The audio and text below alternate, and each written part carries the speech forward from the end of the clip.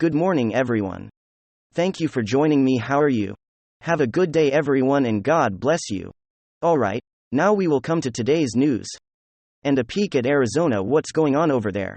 Currently, Kari Lake is still fighting this in court, and she vows to die on this hill fighting against a machine, which is in Arizona. And we know this tentacles are all the way back to DC. We know how these individuals have worked in order to influence elections, influence the way things, the outcomes of these things, and ensuring that the people's voice is not really heard. But of the elites are the only voices that are allowed to be heard. And so she came on with Steve Bannon. Mean kind lay down. It's a big 8-minute clip, and we're not going to watch all of it.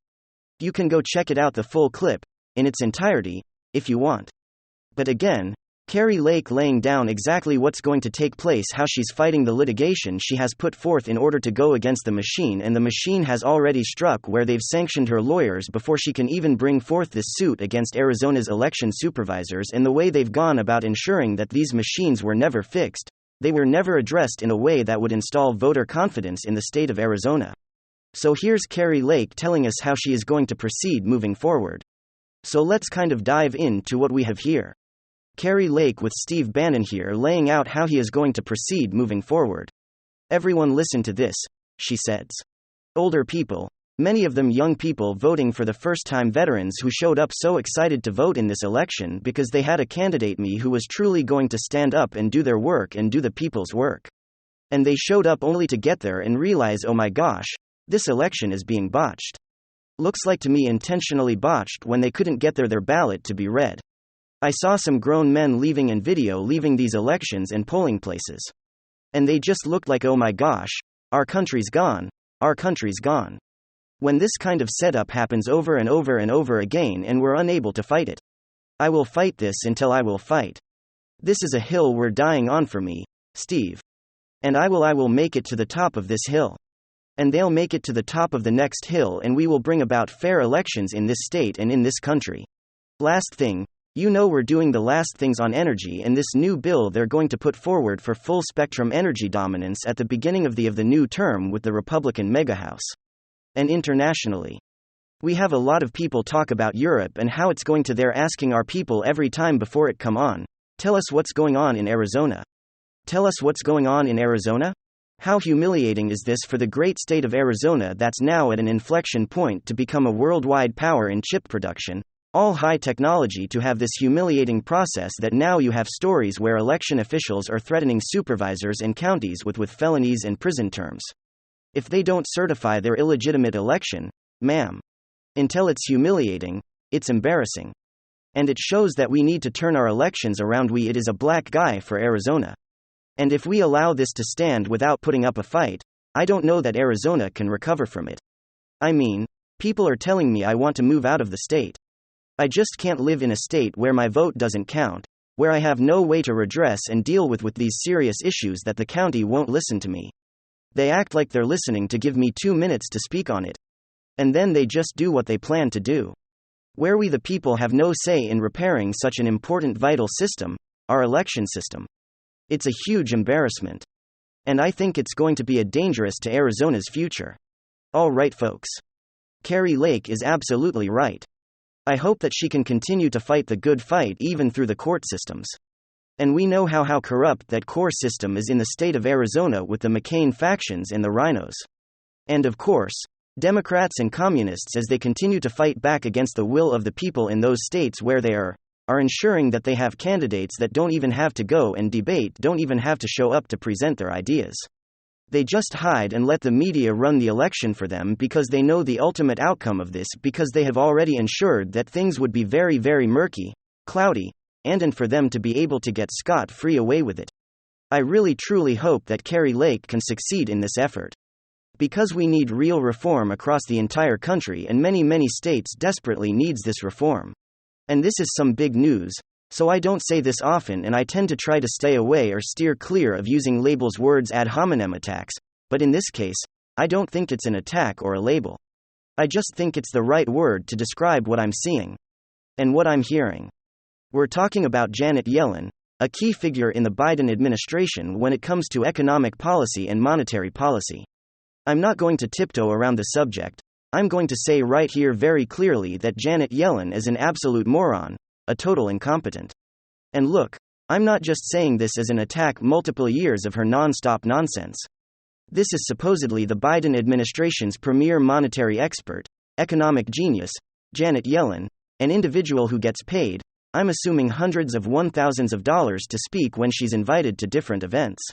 And this person is either totally corrupt, and just saying whatever she has to do to play the political game, or is completely clueless. She just made an appearance on Stephen Colbert's show where she tackled the issue of inflation and tried to clearly explaining the current phenomenon to Colbert left his viewers and holy moly, my brain hurts, you cannot be this disingenuous if you try. Let me show you guys what she said. And let's really clarify some things and get straight to the facts. Alright folks, so just take a look at the headline. It says a lot already. Janet Yellen says the real reason inflation is out of control is because Americans are, quote, splurging on goods. Everyone listen to this. You've been called a genius at explaining. Others have said, no, you haven't said this to yourself. But you explain arguments simply and clearly. Can you explain how inflation got so high? Because 2 years ago, everything seemed fine. Even in 2021, you and other members of the administration believe that inflation was a small risk? What happened? Simply and clearly? That's a challenge. It is. Yeah. So we had a rapid recovery. From the pandemic, when President Biden was selected, unemployment was quite high, it was close to 7%. And we put policies in place to generate a very rapid recovery. Unemployment quickly fell back into the threes. Now was it now 3, 7, okay.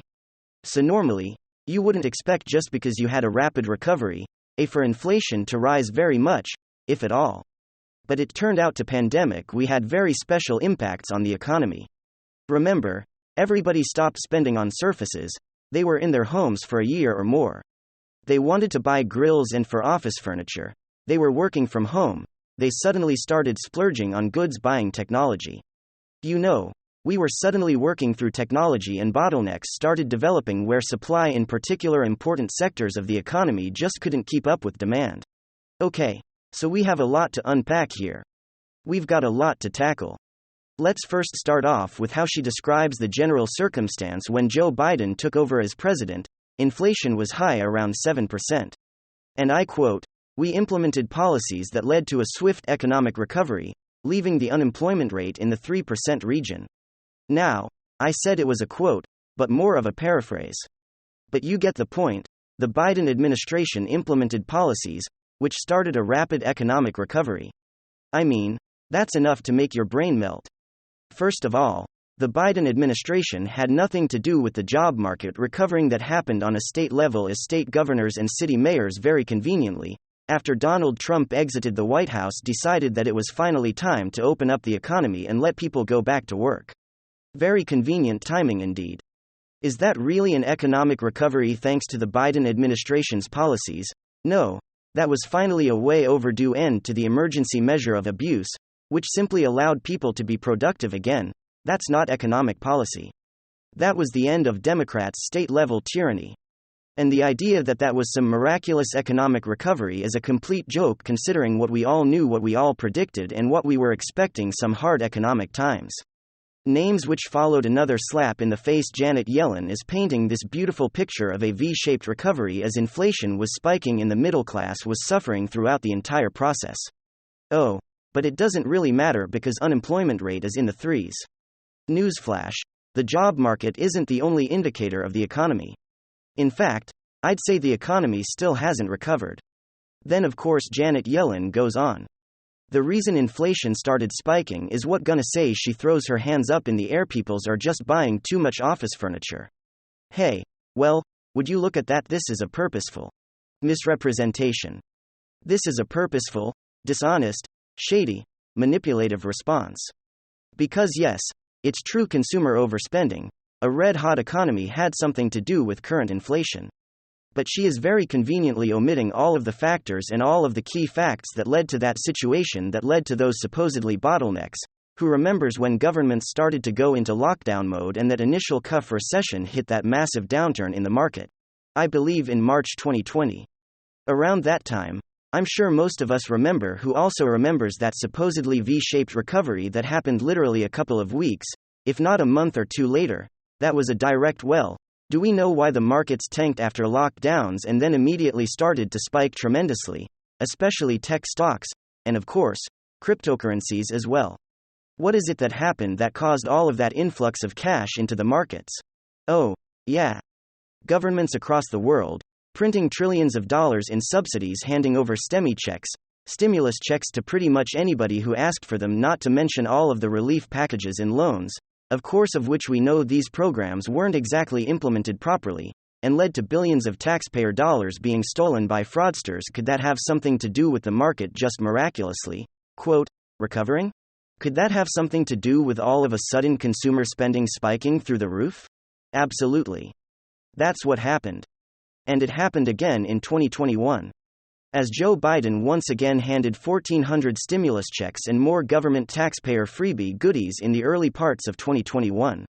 Janet Yellen is so incredibly dishonest. Oh, well, people were just spending. No, you were giving people money to spend. You were printing trillions of dollars and just making it rain on the economy, which, by the way, let's not forget all of those bottlenecks that she was referring to, once again, came from Democrat policies, throwing wrenches into the supply chain machine. So, of course, the Biden administration knew that there were supply chain issues because they were stopping people from working, closing down important transport sectors, firing people from their jobs, refusing them the right to work, because they weren't making the approved medical decision. Then they simultaneously printed trillions of dollars over stimulating the economy, which led to increased consumer spending when supply and, of course, the supply chains could not keep up. In other words, their absolute incompetence, who don't know how the economy works. And now they're laughing in our faces and going on Stephen Colbert's show and just saying, hey, but you know, people just were buying too much stuff. Yeah, because of you. That's you. You did that. It's just such an utterly dishonest representation of what transpired. It's such a failure to take accountability. She's sugarcoating the situation in front of a very left-wing Stephen Colbert audience to try to portray this image as if the Biden administration was just so successful in their economic policies in economic recovery. We did such a fantastic job, says Janet Yellen, as trillions of dollars in wealth have just evaporated from the markets, and that's after they infused the markets with trillions of dollars. I mean, you can't make this stuff up. Their policies led to the crypto boom, by the way, which then led to the crypto bust. People's entire net worth in some cases, or a chunk of their portfolio, has just vanished thanks to the whole crypto thing. Tech stocks are down like 50% across the board, at least all the big growth stocks. Housing has become totally unaffordable. And here's the Biden administration doing a little fluff interview on Stephen Colbert, patting themselves on the back for what? Forget again another Democrat scammer racket, because who truly benefits from their supposedly economic recovery? Is it you? The little guy? No, of course not. They infused trillions of dollars into the market. The regular retail consumer got absolutely fleeced in the 1%, the financial elite, the asset class is laughing because, of course, where do you think the money went? Straight into their bank accounts, just like the whole crypto thing. Guests who got pumped and dumped. The average retail consumer, guess who made billions of dollars off of the crypto boom, which largely happened off of the stimulus check boom? Of course. Institutional investors and banks. It's one or the other, folks. Either Janet Yellen is dumb enough to believe the stuff that she's saying, or Janet Yellen knows the truth and chooses to manipulate you and misrepresent the facts because she's a bot and paid for establishment shell. Those are the only two options. I have a feeling it's probably the second option. Alright, folks, that's the update. Have a great weekend.